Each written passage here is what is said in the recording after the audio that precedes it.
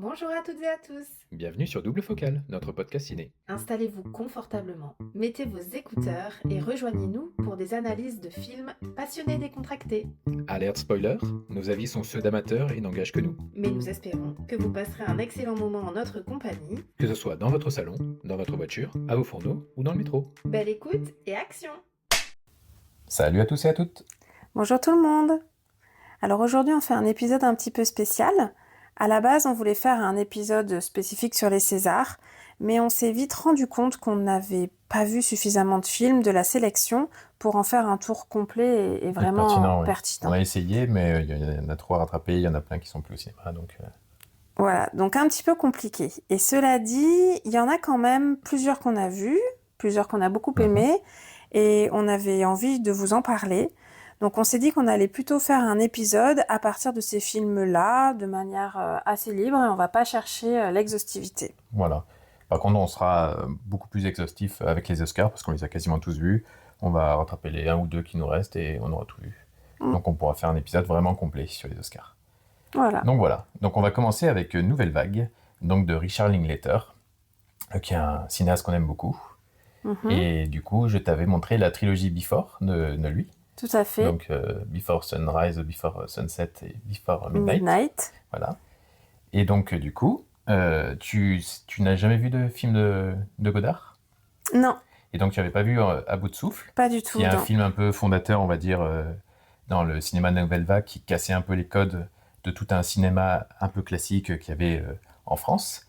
Et du coup, c'était représenté par Truffaut, par Chabrol et par Agnès Varda, ou justement Godard. Et donc là, c'est son tout premier film. À la base, c'est un groupe de journalistes pour les cahiers des cinémas qui ont décidé de passer derrière la caméra à force de critiquer les films et d'en faire des papiers. Ils voulaient aussi montrer ce qu'ils avaient dans le ventre eux aussi.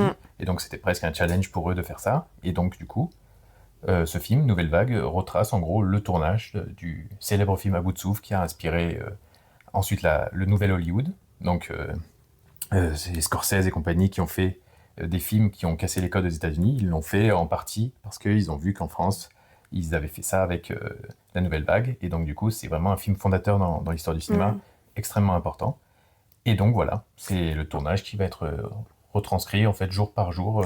C'est ça, c'est un film de cinéphile pour cinéphile sur un tournage de cinéma. C'est là où ça peut être intéressant parce que je pense qu'il peut s'adresser autant à ceux qui sont profanes, on va dire, du cinéma de Godard, parce qu'ils vont être contents peut-être de découvrir. Oui, c'est un film super accessible. Cinéma qu'ils connaissent pas, et ceux qui connaissent vont pouvoir voir toutes les petites références. Ah, cette scène a été tournée de cette manière-là. On te montre les coulisses en fait du tournage.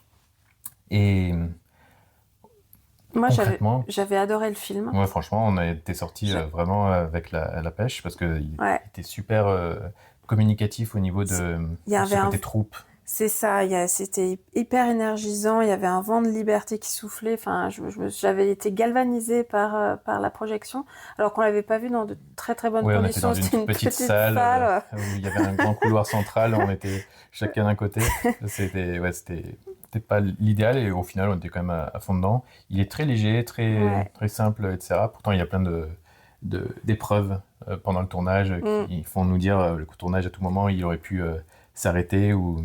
C'est ça, et le casting, il est tout simplement génial avec Guillaume Marbet qui joue le rôle de Godard, qui est génial dedans. Qu'il fait un peu par une sorte de mimétisme de Godard, mais en même temps il se le réapproprie. Et du coup, il a la même voix que quand on écoute des interviews de Godard, ce côté un peu, des fois un peu blasé avec cette voix traînante, mais du coup, c'est succulent j'ai utilisé le mot succulent, qui est de sa manière de faire pour imiter Godard.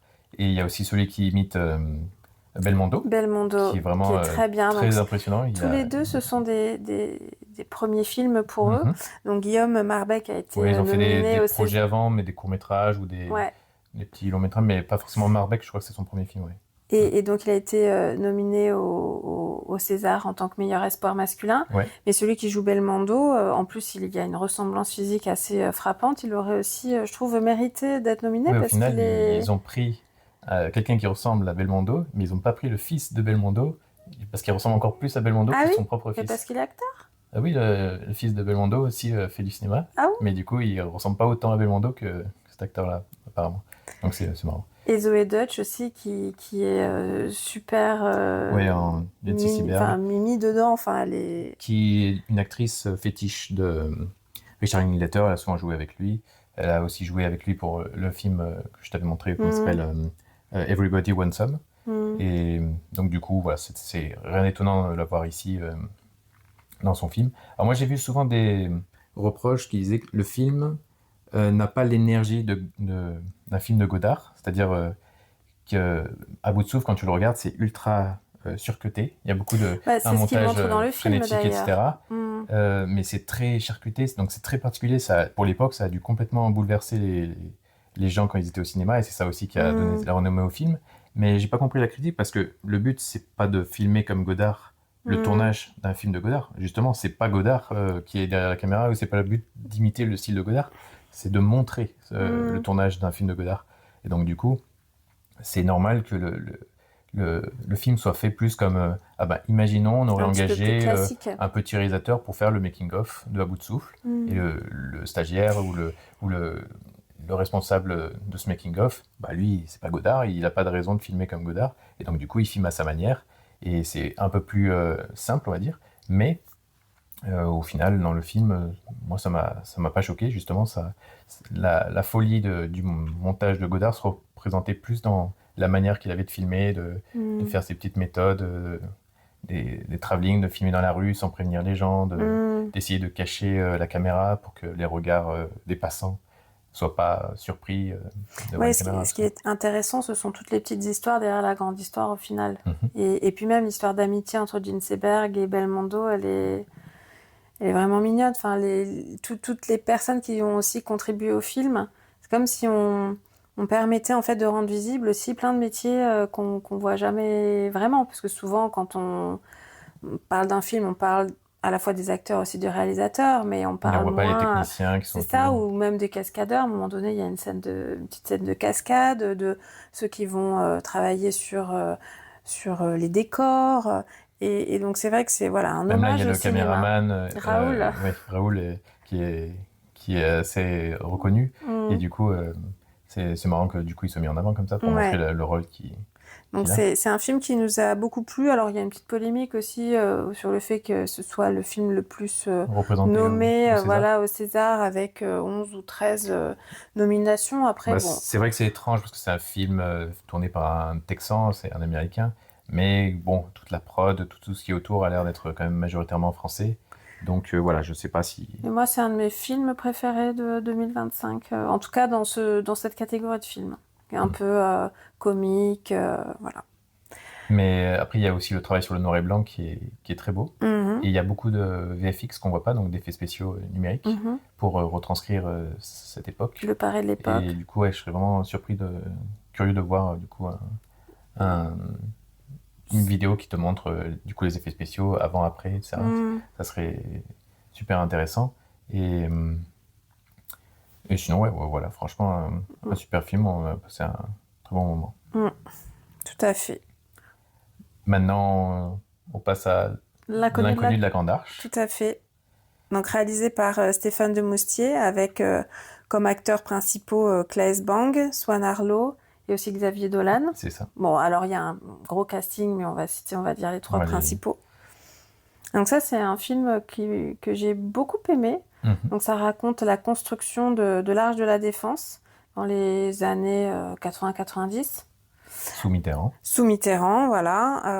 Avec en plus au milieu la période de cohabitation qui va un petit peu chambouler les plans de l'architecte. Et donc c'est un film qu'on a souvent comparé à The Brutalist. Oui, parce c'est un peu un The Brutalist inversé. C'est parce que ça parle d'architecture, je pense qu'ils ont fait le rapprochement et de montrer cette abnégation et le fait de cette volonté de vraiment jusqu'au boutiste de vouloir aller au bout de son projet. Sauf qu'il y en a un qui est quand même beaucoup plus glauque et très The Brutalist, misérabiliste à fond, même si c'était un grand film, mais qui était vraiment voilà.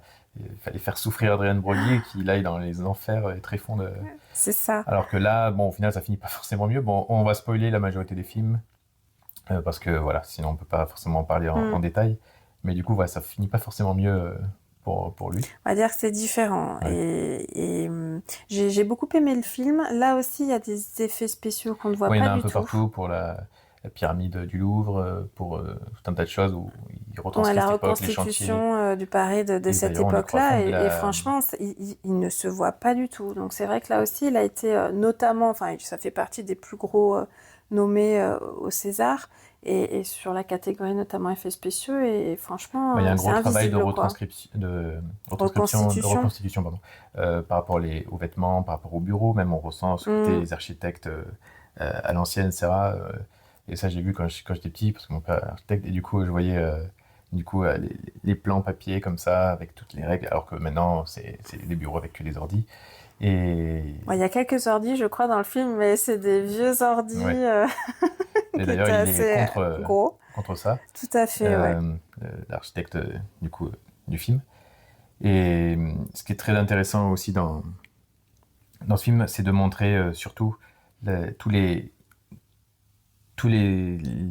pièges dans lesquels il va se retrouver, tous les épreuves, les bâtons dans les roues qu'on va lui mettre, et entre le projet de départ qu'il a, qui est presque c'est son bébé, c'est vraiment son œuvre d'art qu'il veut faire, et en fait ce que c'est devenu à la fin, où tu vois qu'il y a un gouffre entre ce que ça aurait dû être. Il y a la contrainte financière, la contrainte administrative, la réglementation qui n'est pas favorable à son projet. Enfin, voilà, il doit se battre, et c'est vraiment la question de est-ce qu'il doit aller au bout de son idée, quitte à ce que son idée soit un petit peu travestie, ou est-ce qu'il doit aller au bout de son idée, ou alors est-ce qu'il doit accepter que son idée soit travestie? Et c'est un débat éthique qui est vraiment passionnant, quoi. Il se met à faire des sacrifices beaucoup trop grands dans sa vie personnelle. Aussi l'impact que ça a sur même son mental, son psychisme, voilà, c'est aussi sur sa santé mentale. Et vraiment, il y a plein de sujets qui sont passionnants à l'intérieur. Et voilà, sur la bureaucratie française également. Ah oui, là, ça tire... dans toute sa splendeur. Directement sur la France pour ça. Alors, il y a c'est truculent de...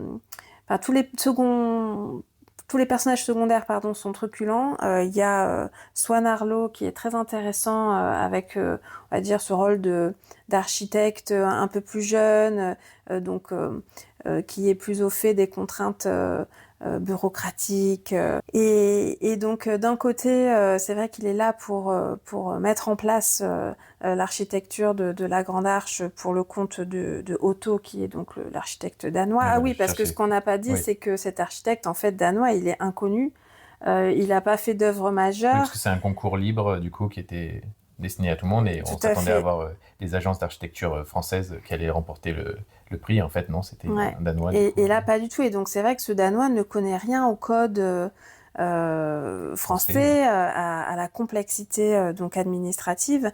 Et c'est vrai qu'il a besoin d'aide, et notamment Swan Arlo qui doit l'accompagner dans ce projet. Donc, c'est vraiment deux visions de l'architecture qui se confrontent, et c'est très intéressant. Et en même temps, Swan Arlo, enfin, en tout cas dans le personnage qu'il joue, il est aussi très admiratif. C'est le pragmatique. C'est ça. Et en même temps admiratif, quoi. Ouais. Mais du coup, il s'apprécie pas des moments, mais après on sent quand même qu'ils ont éventuellement une admiration réciproque, tout à fait. Mais que voilà, ils n'ont pas la même vision des choses. Et après, il y a Xavier Dolan qui du coup joue un rôle assez à contre-courant de ce qu'il a l'habitude de faire. Je l'ai adoré. C'est un réalisateur, il faudra que je te montre ses films, mais du coup qui a vraiment un esthète, parce que ses films sont toujours magnifiques visuellement et hyper intéressants. Et du coup, depuis plusieurs années, il a toujours été acteur, mais depuis plusieurs années, il est surtout plus acteur que réalisateur. Et là, il joue un conseiller de Mitterrand. Un conseiller, mais qui est plus dans l'administratif, plus dans les règles, qui a l'air tout le temps stressé, et qui ressemble un peu à une prestation de Christian Clavier. Ouais, un peu. C'est assez rigolo de voir Xavier Dolan dans ce rôle-là, quoi. Il a vraiment des mimiques un peu identiques, c'est marrant. Et on retrouve l'actrice, alors je vais écorcher son nom, mais qui joue aussi dans la femme de Otto, qui joue dans Borgen notamment, qui est une superbe actrice. Michel Faux qui joue donc le rôle de Mitterrand. Et donc voilà, il y a plein d'acteurs super, le casting est au top. Et d'ailleurs, il y a quand même trois acteurs qui sont nommés au César dans la catégorie des seconds rôles. Il y a des films comme ça où la majorité des acteurs viennent d'un même film. Alors, t'as préféré lequel entre Swan Arlo, Michel Faux et Xavier Dolan?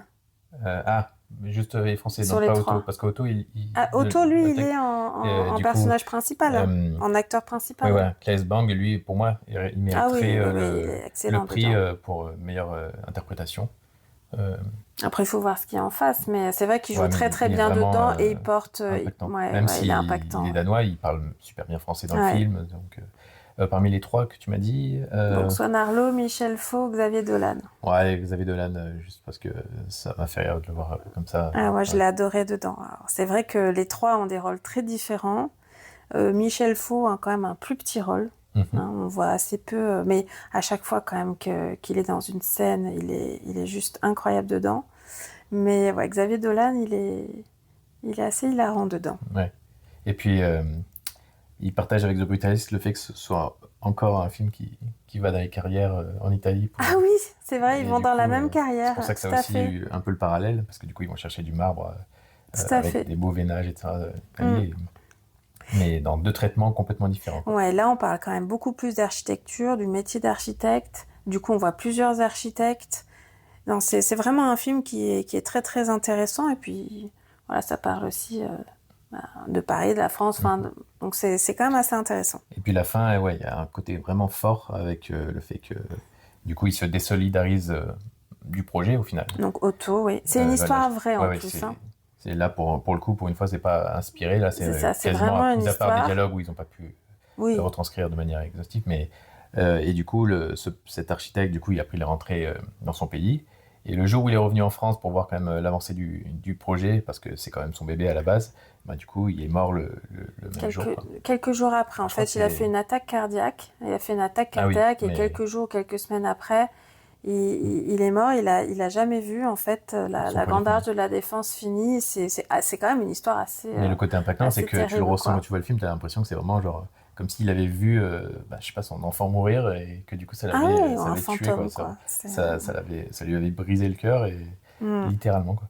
Non, c'est un film très très intéressant. Je pense que c'est mon film français préféré en tout cas de l'année dernière, enfin de l'année 2025.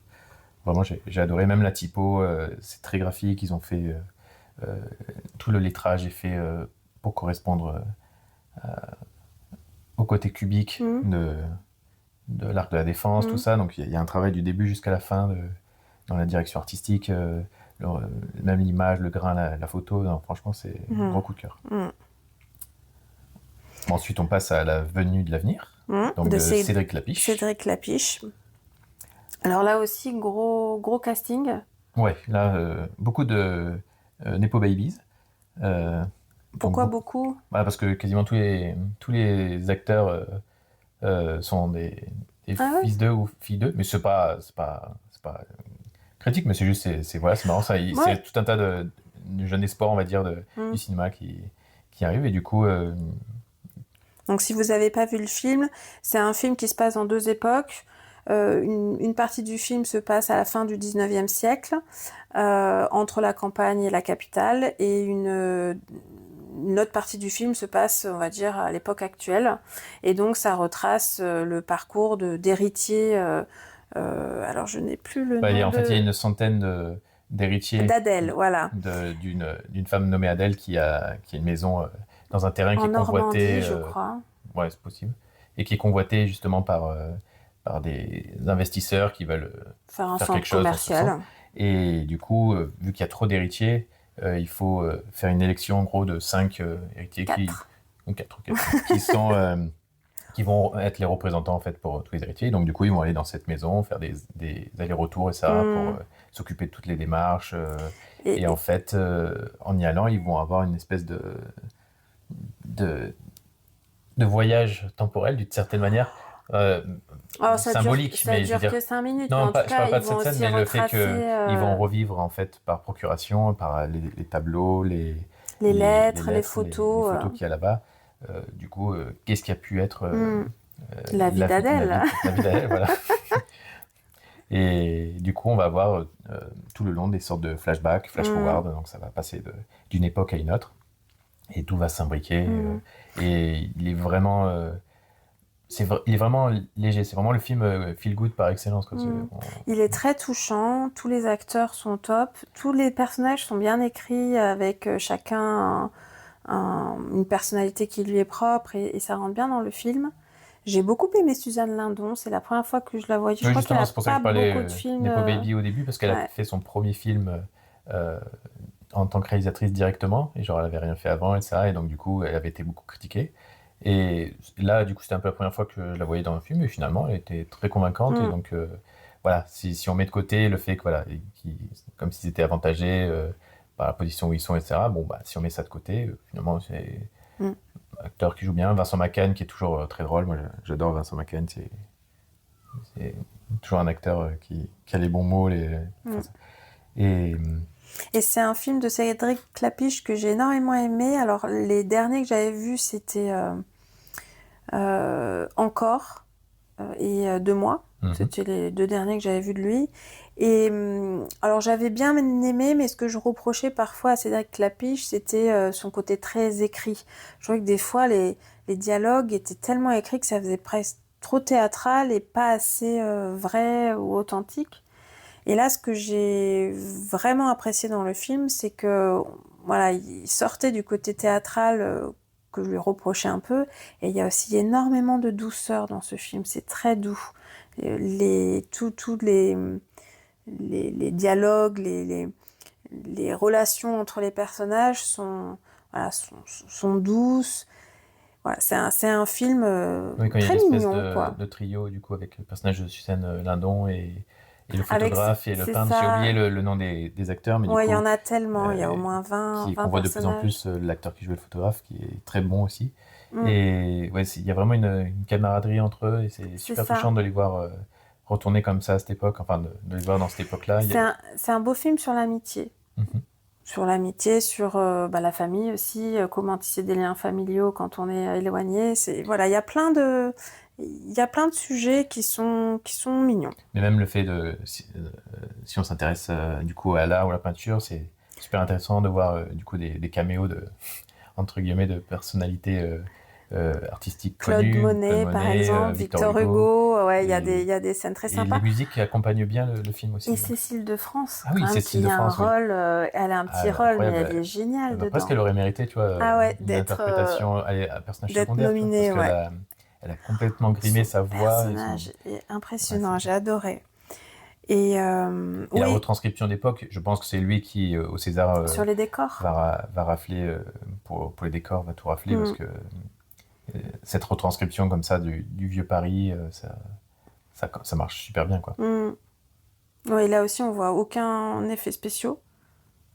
Non, c'est très... Même quand tu le vois, en fait, c'est bien fait, ça ressemble à des vieux matte painting d'époque, quoi, donc, enfin, des films qu'on faisait dans les années 80 ou tout ça, mais non, franchement... Donc, vraiment très bien joué, un film très, très sympa, et si vous aimez la peinture, intéressant. Ah oui, il y a Pomme aussi, qui joue un petit rôle, qui a écrit une chanson pour le film, qui est une très jolie chanson. Enfin bref, il y a plein de personnages sympathiques, plein d'acteurs bien, elle joue très bien. La relation avec ce jeune, justement, qui au début, il s'en fout complètement. Après, ça l'ennuie de faire partie de ces représentants, en fait, pour les héritiers, et qui, au fur et à mesure, va s'attacher à eux. Et non, pour moi, Cédric Clapiche, il a toujours eu ce cœur dans tous ses films, qui fait que, même si toi, tu trouves que c'est peut-être un peu trop écrit par moment, il y a toujours eu ce côté good vibe qui fait que toujours passé des bons moments avec le film de Cédric Clapiche. Puis il a testé plein de choses différentes, donc c'est vraiment un réalisateur intéressant, et c'est lui qui d'ailleurs avait apporté en gros la série 10%. Enfin, il l'avait créé, après il a peut-être réalisé juste le pilote ou quelques épisodes, pas plus. Mais du coup, il y a ce côté savoir-faire, je trouve, en fond, de toujours faire des films qui se regardent très facilement, qui sont légers mais en même temps intelligents, avec un peu d'audace dans la narration. Et j'ai toujours bien apprécié. Donc voilà, c'était un petit coup de cœur très sympa, quoi. Très sympa. On enchaîne avec Ma mère, Dieu et Sylvie Vartan. Autre gros coup de cœur. Enfin, moi, j'ai adoré le film.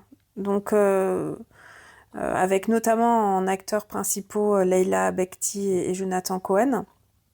Donc, c'est tiré d'un livre D'ailleurs, il n'a pas du tout été nommé au César en catégorie meilleure adaptation, ce qui est L'adaptation, quand c'est même incompréhensible. Il n'y a que 3 films qui étonnant, sont nommés, alors qu'il y aurait pu y avoir L'étranger, plus ce film, du ce coup, film-là. et l'autre. Et donc, ça raconte sur 30 comme une quarantaine d'années. Donc, l'histoire... alors, j'ai oublié le nom du... Dans le film, c'est Roland Pérez. Et donc, c'est tiré d'un livre de ce Roland Pérez, qui est avocat, agent d'artiste, qui a fait de la radio, et qui parle de sa vie, qui a quand même une vie assez incroyable, puisqu'il est né avec un pied beau, et sa mère s'est battue pendant des années pour qu'il puisse marcher sans avoir des broches ou des systèmes...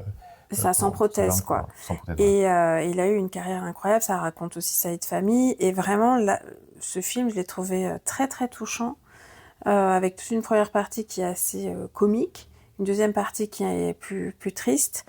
Leila Bekti est incroyable dedans, elle a un rôle... elle porte le personnage de la mère avec vraiment une force et une tendresse incroyables. Donc vraiment, c'est un film que j'ai beaucoup aimé. Même dans le montage et la réalisation, il y a vraiment un montage très sympa, quoi. Et Jonathan Cohen, entre ce film-là et L'Âme idéale, au final, il est un peu sorti de son registre 2 fois cette année. Et il était vraiment très touchant. Ouais, très très touchant. Et L'Âme idéale, d'ailleurs, qui aurait pu aussi être nommé. Bon, après, peut-être que c'était pas... Dans la catégorie meilleur premier film. Oui, voilà, il aurait pu avoir ça. Ouais. Parce que c'est un film aussi qui a été un coup de cœur. Comme quoi, finalement, l'année 2025, pour les films français, ça a quand même été une bonne année, parce qu'on a plein de coups de cœur. Mais du coup, c'était un beau film. Et la retranscription d'époque aussi, pareil, était intéressant. Bon, c'est beaucoup plus modeste comparé au film dont on a parlé avant, parce que là, c'est plus juste les appartements et une ruelle, etc. Mais on retranscrit bien l'époque. Un côté vintage. En tout cas, très beau film. Ensuite, certains, on va aller plus vite parce qu'on n'a pas autant de choses à en dire. Mais du coup, là, on va passer à Un ours dans le Jura, donc, qui est de Franck Dubosc. Ça a été beaucoup comparé à un film des frères Cohen, mais version française. Et c'est vrai qu'il y a un peu de ça, il y a ce côté un peu thriller, film noir, avec un humour très, très grinçant, ou un peu à la Fargo, ou The Big Lebowski, enfin... Et c'est vrai que de Franck Dubosc, moi j'avoue que j'avais des fois un a priori sur certains des films qu'il avait fait avant, où je me disais, bon, c'était pas forcément trop ma came. Et là, du coup, celui-là, ça avait attiré mon attention, et du coup, on allait le voir, et c'est vrai qu'il était vraiment très sympa. Il y avait des galeries de personnages qui, justement, on a un peu perdu l'habitude d'avoir ça dans les films français. Là, d'avoir vraiment que des personnages qui avaient des gueules à chaque fois qu'il y a un second rôle, un second couteau, c'est vraiment des têtes patibulaires, des personnages vraiment atypiques. Il y a un côté presque, pas bande dessinée, mais avec des personnages hauts en couleur, et c'est vraiment très agréable à regarder. Même Laure Calamy, bon, elle est toujours habitée. Récemment, je l'avais vue dans Classe moyenne aussi, où elle était à fond. Benoît Poelvoorde aussi, tous les... vraiment, alors, je crois qu'il est nommé pour le meilleur scénario original. C'est quand même un film très très bien écrit. Alors moi, j'avais vu son précédent film, ou peut-être encore avant, Tout le monde debout, où il jouait avec Alexandra Lamy, qui est vraiment un très très bon film, là, qui parlait notamment du handicap. Et Rumba la vie, c'était... Alors ça, je l'ai pas vu. Mais tu vois, voilà, ces 2 films, j'avais un a priori, tu vois, j'avais pas forcément envie de les voir, mais du coup, celui-là... Et même dans Tout le monde debout, Franck Dubosc, il avait, parce qu'il jouait aussi, comme là il fait dans Un ours dans le Jura, il avait un rôle aussi très très touchant dedans. Et vraiment, c'est un film très bien écrit, c'est très bien réalisé, on s'ennuie pas une seconde.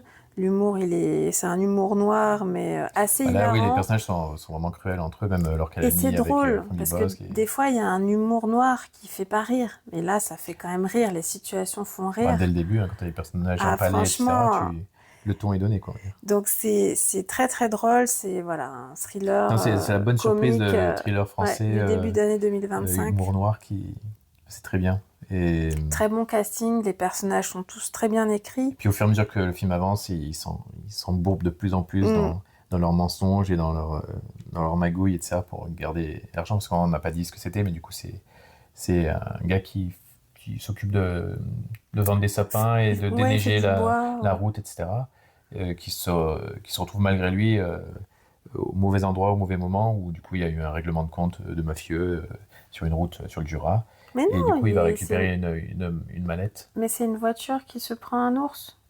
Oui, mais du coup il y a aussi des mafieux au milieu, c'est pour Ah ça qu'il y a une oui, il y a mallette les mafieux, d'argent. oui, Voilà. oui. Et Mais en fait, oui, c'est un accident causé par un ours qui fait qu'il se retrouve au milieu d'un règlement de compte entre mafieux, tout à fait, ouais. Mais du coup, voilà, en fait, ils ont volé la mauvaise mallette et du coup, ils vont être après recherchés Pour pour chasser, ça. ouais. Plus les flics qui vont les rechercher. Enfin bref, c'est non, vraiment très sympa. Ouais, très bien fait.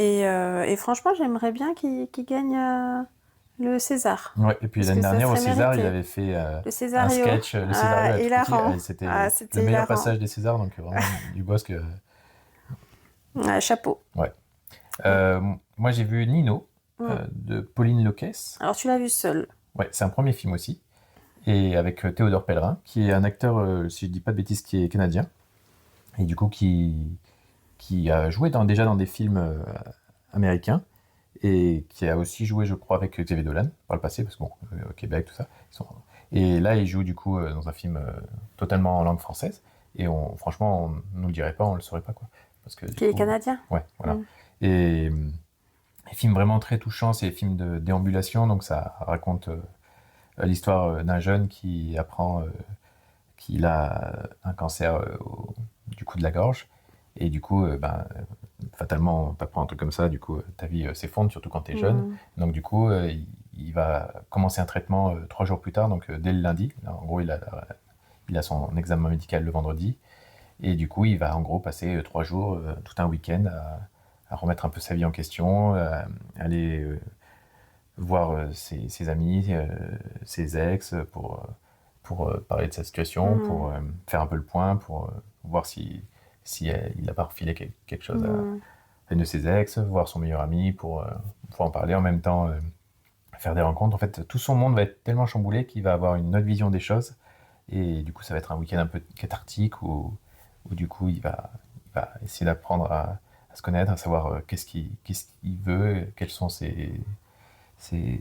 son but dans sa vie. Il va avoir des relations très touchantes avec une fille qu'il a connue par le passé au lycée, qu'il va retrouver, qui du coup a un enfant, et du coup pareil, il va se questionner. Du coup, je me suis jamais posé la question de si je voulais un enfant un jour, et maintenant que je sais que peut-être je pourrais mourir, machin, que j'aurais jamais vécu ça. Enfin, du coup, il y a tout un tas de questionnements qui se télescopent, en gros, les uns sur les autres, et c'est super touchant. Il y a une scène avec sa mère qui est très à l'écoute, qui est vraiment, vraiment très touchante. Donc, vraiment, c'est un film qui est vraiment à voir et qui est pas tire-larme ou misérabilité du tout, mais c'est juste un beau film pour se rendre compte de la vie est précieuse et que des fois on se prend la tête sur des choses qui n'en valent pas la peine, et du coup ça remet un peu les pieds sur terre et de se dire qu'est-ce qui est important dans sa vie, et de se recentrer.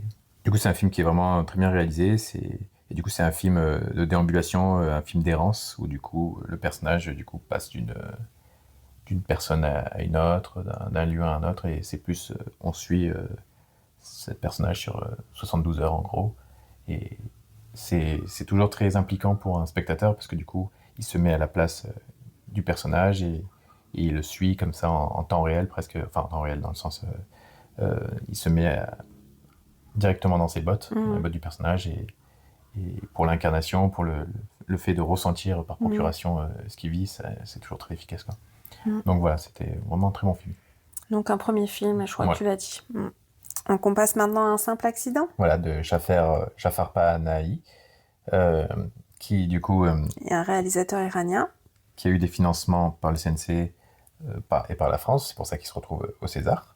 Parce que du coup, en Iran, du coup, sous la dictature, sous le régime, il a du mal à faire financer ses films et même à les réaliser. Ils font beaucoup de tournages en mode commando, sans les autorisations, dans la rue, en sachant qu'ils prennent des risques en dénonçant le régime, du coup, de finir en prison. Donc c'est du cinéma politique assez exigeant, qui a eu la Palme d'Or à Cannes. Et donc le film raconte, au début ça commence, on voit une famille dans une voiture, et d'un coup ils ont un accident de voiture, il s'arrête dans un garage. Et là, on passe du point de vue du garagiste qui va se mettre à entendre un couinement de la personne qui a eu l'accident, qui a une prothèse en gros. Tout à fait, une prothèse à la jambe. Et en gros, ce son, c'est important, c'est pour ça qu'on le précise, ce son de prothèse qui couine serait en fait un son qu'il reconnaît de l'époque où il était emprisonné et torturé. Et donc du coup, il se dit... Torturé par l'éclopé. Voilà, par l'éclopé, donc cette personne qui a eu l'accident. Il se dit peut-être que cette personne est le tortionnaire, la personne qui m'a torturé il y a plusieurs années. Mais il n'en est pas sûr, donc du coup, il va essayer de faire vengeance tout seul. Et après, il va avoir le doute, parce que du coup, le tortionnaire va vouloir se défendre et dire qu'il n'a rien à voir avec ça. Et du coup, il va aller chercher d'autres personnes qu'il connaît qui auraient été torturées par la même personne. Et ils vont se retrouver avec un groupe qui représente un petit peu la société, en fait, iranienne, avec plusieurs corps de métier. Il y a une photographe, lui, il est garagiste. Une femme qui va se marier, voilà, on ne sait pas trop. Et en gros, ce groupe qui est assez hétéroclite, du coup, vont essayer par tous les moyens de savoir si est-ce que c'est notre tortionnaire, et dans ce cas-là, on doit faire vengeance, on doit se venger. Est-ce que si on fait ça, on va être comme ceux qui nous ont torturés. On ne vaut pas mieux que lui. Et du coup, il y a tout un tas de réflexions morales, éthiques sur ça. Et alors, le film est beaucoup vendu comme un peu une comédie. Ils mettent beaucoup, c'est humoristique parce qu'il y a plein de situations un peu abracadabrantes. Bon, il y a des moments qui sont décalés, mais on est clairement pas sur de la comédie, contrairement à ce que les bandes annonces mettent. C'est pas dramatique. C'est pas dramatique non plus. Oui, mais on est dans un entre-deux. Des conversations très dures. Oui. Les moments où le tortionnaire est en plan séquence fixe, accroché à un arbre avec les phares du camion qui le filme, la et fin, que du coup, effectivement. ils essaient de le faire craquer pour savoir si c'est vraiment lui. Il y a quand même des moments vraiment durs et glaçants. Et jusqu'au bout, en fait, on ne sait pas ce qu'il va addevenir de ce supposé éclopé. Donc, il y a aussi un suspense. Ouais. C'est un thriller psychologique, au final. Plus que la comédie, comme c'est vendu niveau marketing. Mais du coup, pour une Palme d'Or, c'est assez étonnant. On se dit que c'est, à première vue, c'est pour une raison poétique, mais c'est vrai que le film a quand même des gros arguments aussi de mise en scène. Le fait qu'ils puissent pas filmer comme ils veulent dans les rues. Ils filment la plupart du temps un peu en cachette à l'intérieur de la camionnette quand ils sont par exemple dans les rues où il y a plein de monde. Du coup, on sent qu'ils sont filmés, qu'ils filment tout de l'intérieur pour pas que la caméra soit visible par les autorités.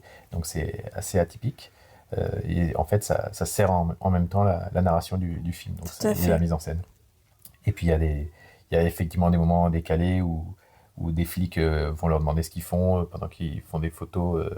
Ils font croire qu'ils font des photos de mariage pour essayer de passer en doute, parce que justement, ils ont une mariée avec eux qui a du coup une robe de mariée. Donc, imaginez des personnes qui essaient de faire parler un tortionnaire, de torturer, et il y a une femme habillée en robe de mariée au milieu. C'est sûr que c'est ça qui crée ce décalage. En fait, il y a des côtés décalés et des moments qui sont des moments presque du quotidien qui font rire. Mais ça reste vraiment un film politique, un thriller psychologique assez intense. On n'en sort pas indemne quand même de ce film, je trouve. Et au final, le réalisateur a fini en prison.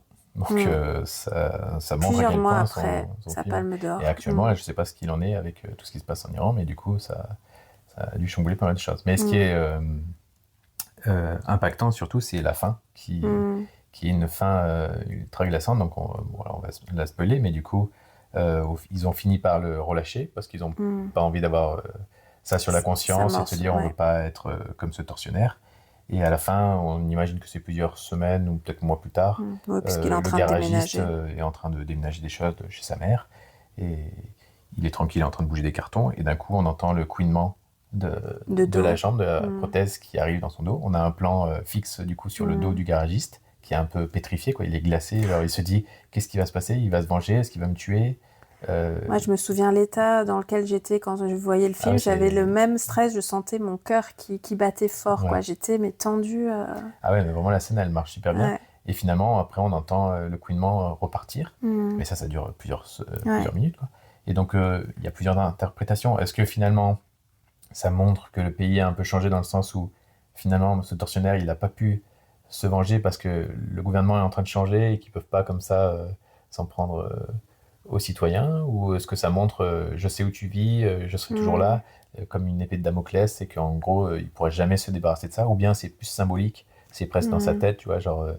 il sera toujours rattrapé par cette période. Représente en fait le régime dictatorial dans le pays, donc très intéressant. Je ne sais pas si c'était, parmi tous les films, c'était celui qui méritait le plus la Palme d'Or, mais bon, après c'est très bien joué, il y a un très bon scénario, c'est très bien filmé alors que les conditions sont vraiment terribles, quoi.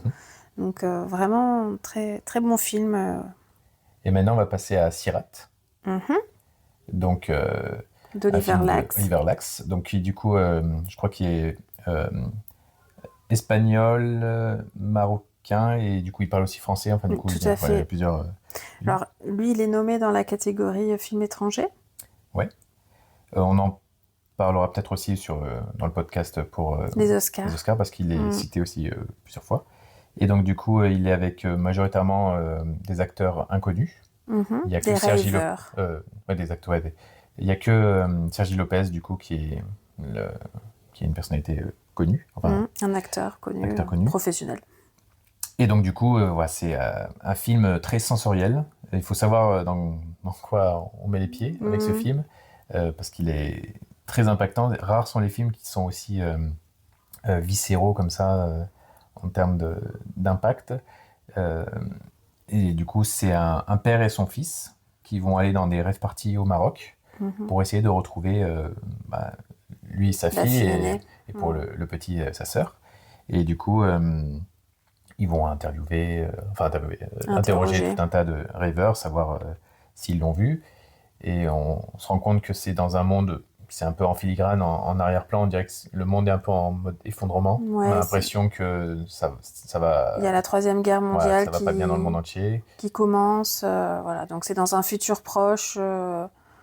C'est un peu dystopique, mais c'est vraiment hors champ. C'est juste par la radio ou par des chaînes de télé ou dans le fait qu'il y ait des soldats marocains qui essaient de les chasser au début, où on sait pas... Il y a un contexte qui est particulier, et du coup il va suivre un petit groupe de ravers qui vont à une autre rave party qui est plus profondément dans le désert, près de la Mauritanie. Voilà, et donc du coup ils vont partir dans une sorte de road trip en espérant du coup pour le père et le fils retrouver du coup leur sœur et leur fille. Voilà. Et le film va comme ça au fur et à mesure aller vers presque un côté presque symbolique parce que Sirat, ça veut dire le passage entre la vie et la mort, la porte des enfers. Le paradis et l'enfer, Et du coup, ça va devenir presque un peu métaphysique. Et il est souvent rapproché au film Sorcerer, par exemple, de Friedkin, avec ce côté camion qui est dans des endroits complètement hostiles à l'homme, qui vont devoir se débourber de tout un tas de situations. Et... il va y avoir une musique électro minimale de rave party tout le long du film, mais qui du coup va embrasser le film en même temps, qui va devenir à la fois intradigétique et extradigétique, c'est-à-dire à la fois une musique qu'on entend dans le film et qui du coup va se superposer au film et en même temps par-dessus les images, et il y a des images très impactantes et la musique est très très importante dans ce film et le sound design. Et voilà, je sais pas toi ce que tu en as pensé. Moi j'ai adoré le film. Tout. Je sais pas par où commencer. Là, on va spoiler aussi. Oui, on va énormément spoiler. C'est un film très, très impactant. Il y a une lumière, des paysages qui sont assez incroyables. Et moi, ce qui m'a le plus frappé dans ce film, c'est les différents personnages et les acteurs. C'est-à-dire qu'il y a vraiment je vais encore utiliser le mot de douceur, une humanité, une humanité dans les relations qu'il y a entre eux, parce qu'ils traversent quand même des épreuves qui sont difficiles, et c'est à chaque fois en étant soudés, en fait, qu'ils arrivent vraiment à passer ces épreuves-là, et des épreuves dures, parce qu'il y a quand même plusieurs morts dans le film, et des morts inattendues à chaque fois. Puis c'est des acteurs non professionnels, enfin du coup c'est leur première fois et c'est pas leur métier de base. C'est des gueules en plus. Ils ont été super bien castés. Voilà, il y a des personnes qui ont des handicaps, donc avec des prothèses, soit au bras, soit à la jambe. Voilà, c'est des gueules. Il y a beaucoup dans les jeux de leur regard. Il y a peu de dialogue, mais tout passe par les gestes, tout passe par les regards, par la manière dont ils interagissent ensemble. Et j'ai trouvé ce film assez fou. C'était marginaux qui ont été en gros abandonnés un peu par la société, même par leur famille, qui se sont créés une nouvelle famille entre eux. Famille, ouais. Et ce père et ce fils se greffent presque à eux, comme s'ils rejoignaient cette famille de marginaux, et qui, du coup, entre eux, vont devoir vivre des épreuves difficiles. Et du coup, c'est là où il y a ce côté symbolique, justement, on ne sait pas si c'est juste c'est premier degré ou s'il y a aussi une parabole, parce que finalement, on ne verra jamais les retrouvailles avec la fille, à se demander même si elle n'était pas déjà morte, tu vois, genre comme si c'était c'est un film sur l'espoir. Voilà, à la fin, enfin en tout cas à la fin, il y a quand même, en tout cas moi j'y vois de l'espoir. Ça m'a fait aussi penser à un livre de Paulo Coelho, à l'alchimiste, avec à la fin ce vent dans le sable.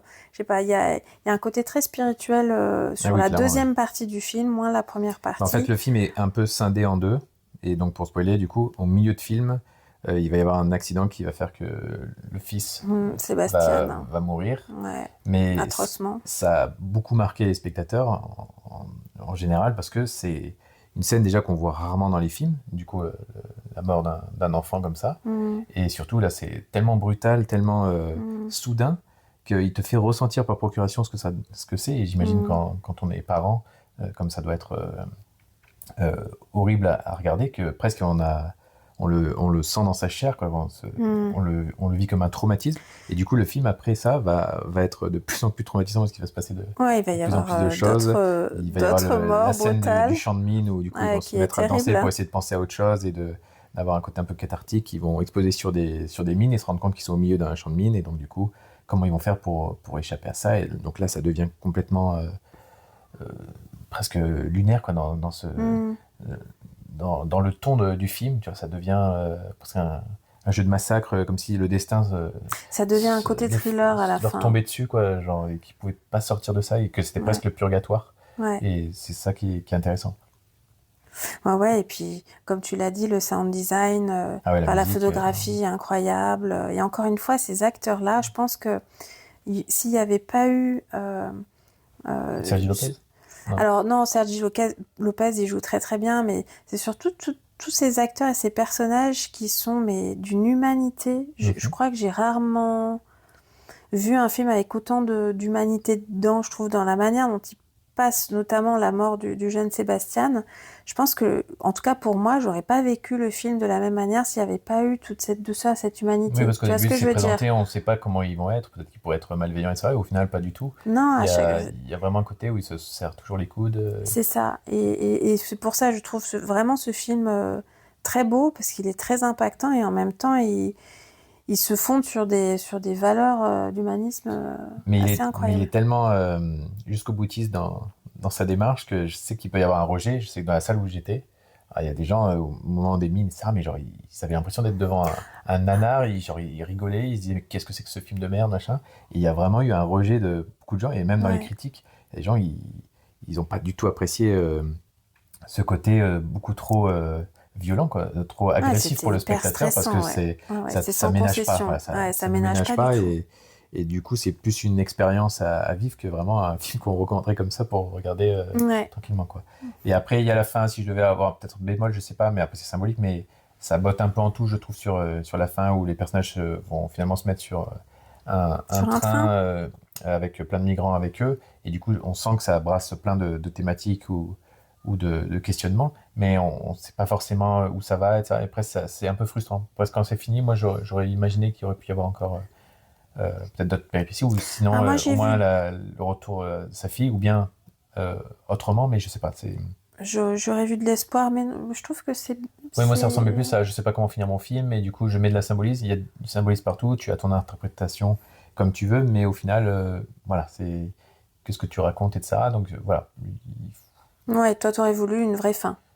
Je sais pas, mais c'est très, ça part dans beaucoup de sens, donc on peut avoir plein d'interprétations différentes, et c'est ça qui est intéressant aussi, hein. Mais du coup, voilà, je m'attendais pas à ce qu'il finisse comme ça, le film. Ouais, moi, tu vois, pour le coup, ça m'a pas trop choqué, parce qu'il y a tellement eu d'émotions sur toute la deuxième partie du film. En gros, à partir de 1h, j'avais regardé justement ma montre, c'est 1h pile. où il y a le décès du fils et ensuite toute cette deuxième partie qui est beaucoup plus sombre. Et je trouve que c'est bien justement de laisser le doute au spectateur après tout ce qu'il a vécu. C'est vrai que c'est un film quand même qui est assez éprouvant. Et le fait qu'il n'y ait pas de fin, ça permet un peu de souffler, de partir sur soit une note positive pour les optimistes, soit une note plus mélancolique pour ceux qui le sont moins. Optimiste, dans tous les cas, il a perdu sa fille, oui, il a perdu son fils. Oui, non, moi, c'est pas un film pour moi, gay.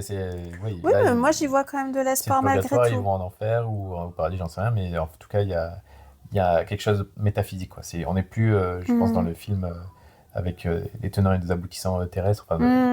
Il y a quelque chose d'autre. Enfin voilà, du coup, très intéressant. En tout cas, un film à voir. Voilà. Là, par contre, on va passer plus vite, peut-être sur les films suivants sur certains, genre comme Chien 51 de Cédric Jiménez. Une déception donc, qui a fait Bac Nord et qui avait fait aussi. Qui avait fait avant Ça me revient pas. Qui a fait Bac Nord avant et qui du coup revient avec un film de science-fiction à la française, donc avec Gilles Lelouch et Adèle Exarchopoulos qui jouent deux types de flics différents, on va dire, dans Paris, qui du coup a été découpé en zones avec les riches avec des frontières qui sont dans la zone 1 et après la zone 2 les plus bourgeois. Après la zone 3, voilà, c'est les plus pauvres. Et dans l'idée, pourquoi pas, mais en fait, c'était tiré d'un livre. C'était tiré d'un livre de mémoire, qui apparemment ne ressemble pas du tout. Voilà, qui va beaucoup plus loin dans le film. Moi, j'étais déçue. J'ai trouvé ça un peu faible. Ça a été vu 1000 fois, quoi. C'est pas pour cracher sur le film ou quoi que ce soit, mais c'est juste. On a vu ça plein de fois en mieux. C'est un bon film, c'est pas désagréable. Ça se regarde. C'est très sympa. Voilà. Il a une manière de filmer caméra à l'épaule qui est quand même assez immersive. Donc, Gilles Lelouch est plutôt bien dedans. Enfin, les acteurs sont bien, mais c'est pas un grand film, quoi. Mais même tout son concept, en fait, parce qu'il tient pas le bout sur le côté. Sur le côté des zones découpées sur Paris, où ils sont pas bien forcément dans la zone 3 parce que c'est une partie plus pauvre, etc. Sauf que du coup, on n'a pas le reste de la France, par exemple, qui est représenté, et tu te dis, en fait, si ça se trouve, vous avez juste à quitter la ville et aller dans la campagne, un truc comme ça, et peut-être que vous serez mieux, en fait, parce que tu le vois à un moment donné qu'il y a une ferme avec des animaux et tout, et tu te dis, en fait, pourquoi vous restez à Paris Et du coup, alors que dans d'autres films, tu te poses pas la question. Quand tu regardes Les Fils de l'Homme, tu dis, ça doit pas être mieux à la campagne, et tu te poses pas la question. Il y a d'autres questionnements, mais pour le côté anticipation où tout part à volo, etc., c'est beaucoup plus impactant. Et ça manquait de contexte. À partir du moment où des films comme ça ont déjà été faits, revenir avec ça, tu vois, c'est un film pour moi des années 2010. Tu vois, il y en avait plein des films. Il y avait Renaissance, un film d'animation français avec un Paris comme ça, dystopique en science-fiction, et c'était la même chose, mais sauf que ça a 15 ans, tu vois, et en fait ça arrive trop tard. Ouais, c'est ça. C'est plus dans le coup. Il y a même le côté l'appartement du personnage de Gilles Lelouch. Il est censé être défavorisé ou dans un environnement difficile pour lui dans son immeuble, et après il a une baie vitrée qui a une super vue à la Blade Runner sur toute la ville, et tu te dis c'est trop bizarre comme elle est construite ton monde. On se dit que ça paraît pas cohérent, mais après, et puis il y a des moments un peu gênants, le moment du karaoké, ce qui arrive comme un cheveu sur la soupe, ça y a quelques petits soucis de montage, Après, franchement, de chez soi, tu le regardes une soirée, c'est très sympa, mais voilà, c'est pas... c'était décevant. Moi, j'espérais mieux avec la bande-annonce. Alors que Bac Nord, c'était vraiment viscéral, c'était ancré du coup dans le Marseille, avec la confrontation entre banlieue et flics. Alors, il a fait polémique pour tout un tas de raisons, mais dans sa réelle, en tout cas dans la mise en scène, c'était vraiment un film viscéral et un excellent thriller français, quoi. Enfin, excellent, qui était un bon thriller, quoi. On parle de quoi maintenant ? On peut parler vite fait de Amélie, la métaphysique des tubes, mais on en parlera peut-être plus. Donc c'est un film d'animation ? Pour l'épisode post-Oscar, parce qu'il est aussi aux Oscars, aux César, aux Oscars, donc c'est Cocorico, le film national français entre Arco et Amélie, la métaphysique des tubes. Du coup, l'animation française est vraiment mise à l'honneur cette année jusqu'aux Oscars, donc c'est quand même c'est quand même plutôt gratifiant, quoi. C'est sympa. Tout à fait. Et bon, pas grand-chose à en dire, si ce n'est que du coup, c'est basé sur un des livres de Amélie Nothomb, qui du coup est une écrivaine très prolifique, qui écrit beaucoup, et beaucoup sur le Japon. Puisqu'elle y a vécu. Voilà, elle y a vécu quand elle était toute petite. Et elle a vécu toute son enfance, mais sauf qu'elle est rentrée en France, en Belgique, pardon, en Belgique à l'adolescence. Et en fait, du coup, ça a presque été une rupture pour elle horrible, parce que du coup, elle se sent japonaise, elle est née au Japon, elle a vécu au Japon, etc. Et elle se retrouve ensuite en Belgique à l'adolescence, et tout ce qu'elle va vouloir, c'est attendre d'être majeure pour pouvoir retourner au Japon. Et ça, c'est plutôt le film Tokyo Fiancé qui parle de ça, parce qu'il y a eu plusieurs adaptations de films de la vie de ces livres d'Amélie Nothomb. C'est souvent autobiographique, même si des fois c'est des fictions, mais c'est toujours un peu basé sur sa vie. Et donc celui-là, c'est très, très mignon, ça montre son enfance, sa vision du monde, et c'est très doux, et la direction artistique est très originale, ça ressemble pas à ce qu'on a l'habitude de voir d'habitude. Là, c'est plus des aplats de couleurs avec du fait en vecteur, par exemple, qui est un style qui est moins utilisé que d'habitude, et c'est très beau, ça sort du lot, et à l'ère de l'IA où beaucoup de choses sont imitées, sont copiées, etc., bah, ce film, Amélie, la métaphysique des tubes, a vraiment son identité propre, et c'est vraiment sympa que ce soit mis en avant. Et du coup, j'ai quand même cité ceux qui ont réalisé le film, du coup, qui seraient Maëlys Valade, Lian Cho-han et Jin Kwang. Bon, désolé si j'ai estropié les noms, mais du coup, qui ont fait un boulot super, et hâte de voir ce qu'ils feront après. Et bah, toi, du coup, je serais curieux d'avoir ton retour si tu regardes avec ta fille, son ressenti. Après, il y a L'homme qui rétrécit, que tu n'as pas vu. Je vais faire vite, juste pour en parler, parce que je trouve qu'il a été injustement boudé. C'est un film qui a juste une nomination au César pour meilleurs effets spéciaux, et c'est tout, alors que le film est quand même vraiment très prenant. C'est un remake, du coup, du film L'homme qui rétrécit, qui est un vieux film en noir et blanc, qui est un classique, et qui est basé sur une nouvelle de Richard Matheson, donc qui est un écrivain très renommé de science-fiction. C'est lui qu'on doit, par exemple, Je suis une légende, le film qui a été adapté avec Will Smith, etc., et avant avec Charlton Heston, etc. Et donc, du coup, ça raconte l'histoire d'un homme qui, un jour, qui se baignait en mer, a vu une tempête au-dessus de lui, une sorte d'œil de cyclone dans lequel il s'est retrouvé. Et depuis qu'il a vu ça, en fait, il y a comme un phénomène qui se crée, qui fait qu'il rétrécit de jour en jour, de millimètre en millimètre, chaque jour, et qui fait que du coup, il devient tout petit. Et là où ça pourrait être ridicule ou grotesque ou un truc de comédie, là, c'est vraiment fait de manière vraiment, encore une fois, métaphysique, mais aussi presque dramatique. C'est que c'est un homme qui avait tout pour être heureux. Il a son boulot, c'est une belle maison, sa femme, une fille, etc. Et du coup, il y a tout qui va s'effondrer dans sa vie, parce que le fait de rétrécir comme ça, c'est il est plus capable, en fait, de s'occuper de sa famille. Il devient impuissant, presque un sous-être d'une certaine manière. Il s'évapore, c'est comme s'il disparaissait. Voilà. Chaque jour, il disparaît un peu plus. Et en fait, mais sa famille, elle est là, mais on voit qu'ils sont peinés par ce qui se passe, parce qu'ils le voient déprimé. Il devient très petit, ils doivent le mettre en sûreté, parce que du coup, il y a un chat, parce qu'il peut le blesser. Donc sa famille est au courant. Ouais, il peut plus avoir de relations intimes avec sa femme, parce qu'il est tout petit, et sa fille, quand elle lui parle, comme il est tout petit, il est beaucoup plus sensible aux effets sonores, enfin au fait que le personnage parle ou crie, etc. Donc ils doivent tous parler doucement, tout ça pour lui. Et en fait, un jour, il y a un accident, il se retrouve dans la cave, il essaie de fuir du chat qui veut le niaquer. Et du coup, il se retrouve dans la cave. Et malheureusement, sa famille ne le trouve plus. Et en fait, il devient tellement petit qu'il n'arrive pas à faire des signes pour dire qu'il est là. Et en fait, il va se retrouver dans une cave avec une araignée qui est dans cette cave. Et surtout, rien à manger, pas de moyen de remonter les marches de l'escalier pour essayer de rentrer en contact avec sa famille. Et là, au fur et à mesure, tu vas voir son monde qui va de plus en plus... plus petit il devient, plus grand le monde devient. Ouais. Donc en fait, c'est un huis clos qui, au fur et à mesure, devient un monde immense, en fait. Non, mais tu me donnes envie de le voir, là. Mais franchement, il est vraiment très bien. Il y a... Mais j'ai envie de savoir la fin, sauf du coup, que là. du coup, t'as cette cave où il y a plein de choses. Par exemple, tu mets des tapettes à souris dans une cave avec du fromage. Et bah, lui, il devient petit. D'un coup, il se retrouve avec un énorme fromage qu'il va pouvoir manger pendant des mois, parce que du coup, le fromage, il est immense.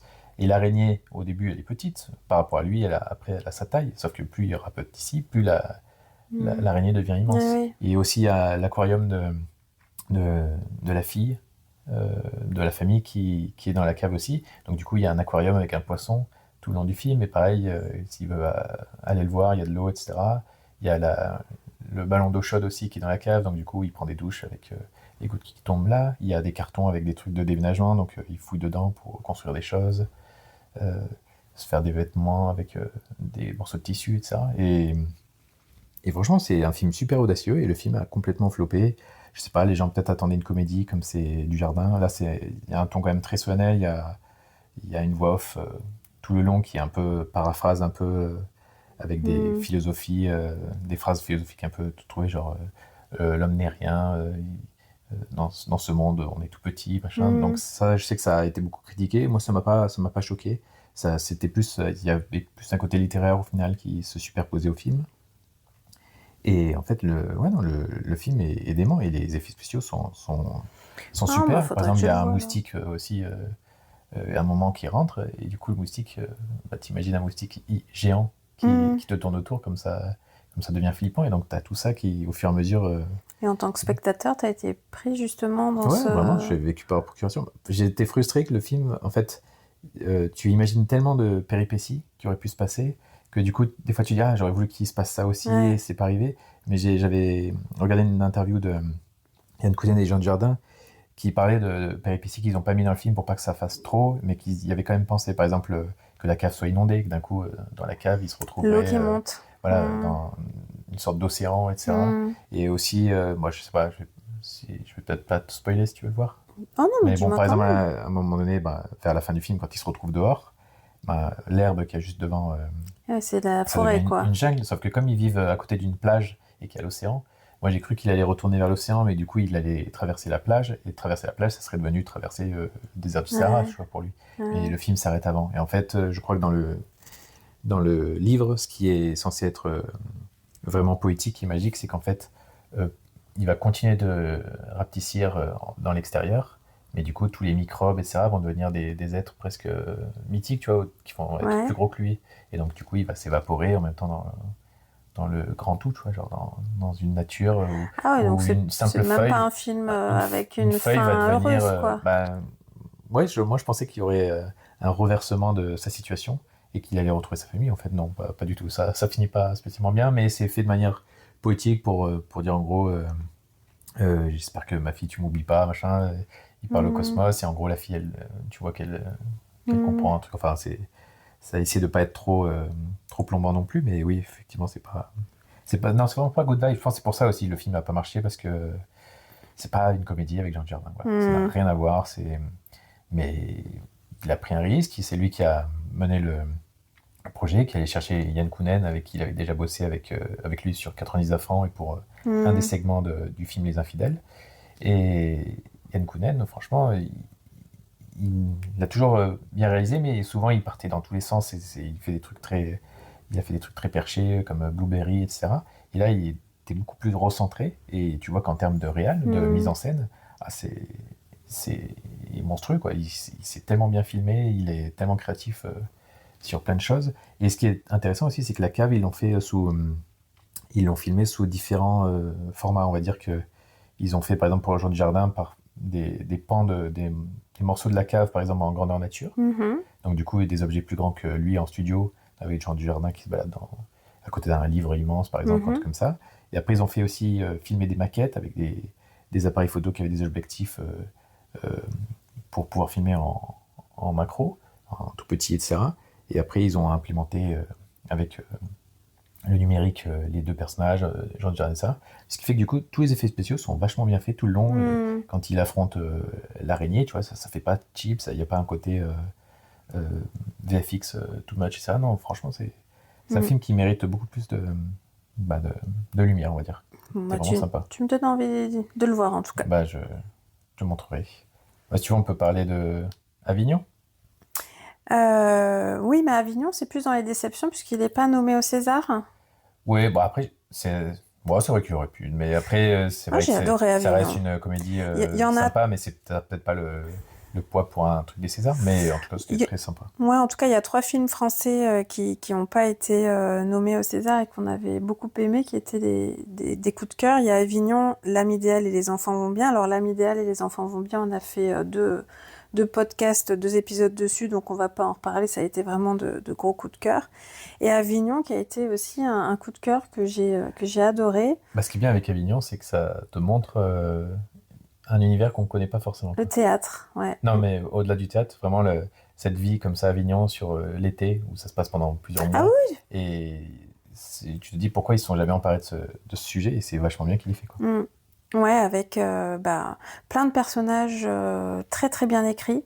Donc les dialogues sont super, c'est très bien joué, c'est bien réalisé avec de beaux passages, notamment la nuit quand il est avec la fille dont il est amoureux, Baptiste Le Caplin, qui sont dans les rues, où c'est très très bien filmé. Du Cid. Et franchement, j'ai beaucoup aimé le film. Et donc la trame du film, donc ça se passe à Avignon, donc pendant le festival d'Avignon, avec une troupe qui fait de la comédie, on va dire, populaire. Oui, c'est le théâtre populaire, théâtre de boulevard. Et donc, il y a le théâtre plus noble, justement, c'est ça, théâtre classique.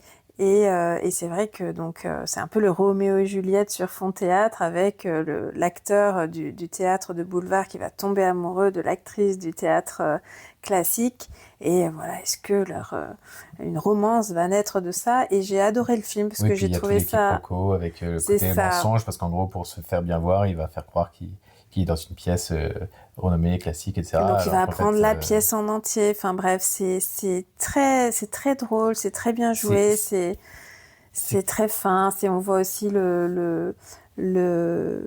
toute l'énergie aussi que les comédiens doivent mettre pour essayer de vivre pendant le festival oui, parce que c'est cruel d'Avignon. C'est hyper cruel. Ils doivent prospecter toute la journée avec des flyers pour essayer de faire venir. Parce qu'il y a tellement d'offres qu'à la fin, le public ne sait plus où aller. Tu l'as déjà fait ? Non, je ne l'ai pas fait, mais ma sœur le fait. Elle adore le festival d'Avignon. C'est vrai que ça grouille de partout. Ah ouais, c'est ça. Et c'est ça qui me gêne avec ce festival, c'est qu'il y a trop d'offres et donc du coup, je sais pas où aller. C'est pour ça que j'ose pas y aller. J'ai une impression de vertige à chaque fois. Mais ouais, c'est un film qu'on a beaucoup aimé. Je pense qu'il aurait pu mériter au moins une petite nomination. Ouais. Bon, après, je pense qu'il n'a pas le profil pour, mais c'est vrai que je trouvais ça sympathique. Au moins, ça aurait été quelque chose d'un peu plus risqué. Justement, ça aurait été un peu un outsider. Mais si tu veux dire, la structure elle est très classique. C'est-à-dire que c'est le truc classique du personnage principal qui ment pour se faire bien voir, et après le mensonge va être révélé. Du coup, il va se retrouver accablé avec tout l'entourage de la fille qui va le monter contre. Enfin, du coup, tu vois, c'est des ficelles qu'on a déjà vues, mais c'est très agréable. C'est très bien fait. Tous les personnages secondaires sont vraiment excellents. Enfin, vraiment, c'est très bien écrit. Il y a quand même malgré tout du suspense. Il est top. Il est toujours top. Et on voit ses fesses dedans. Après celle de Glenn Powell. Après celle de Glenn Powell, ouais. Je crois qu'on a fini.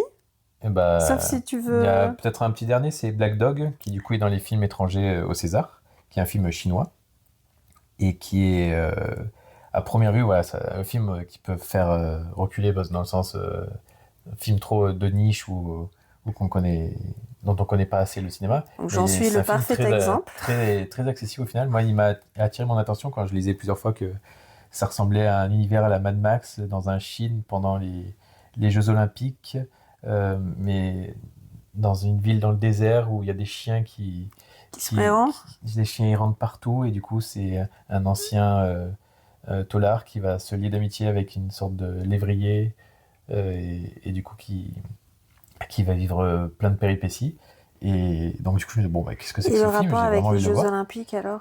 Du coup, tu vois que la ville, ils essaient de chasser les chiens pour pouvoir accueillir certaines épreuves. Et en même temps, ils sont en train de mettre des infrastructures pour les JO. Et en même temps, ils sont en train de détruire des parties de la ville. Donc, c'est très bizarre. On dirait il y a presque un côté post-apo, alors que ça, pas du tout. Mais les gens sont livrés un peu à eux-mêmes. Il y a des gangs qui s'affrontent, qui vont venir voir le personnage principal qui est un ancien taular. Et du coup, euh, ils veulent lui chercher des noises parce que du coup, ils disent qu'il est responsable de la mort du fils d'un des parrains de mafia au milieu.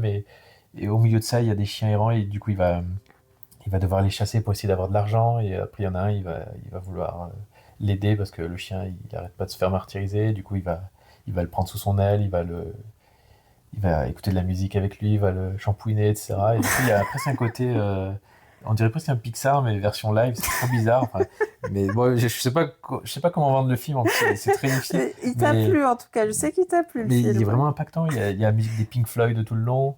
Enfin, c'est vraiment très, très étonnant. C'est pas un film, c'est un film atypique, quoi.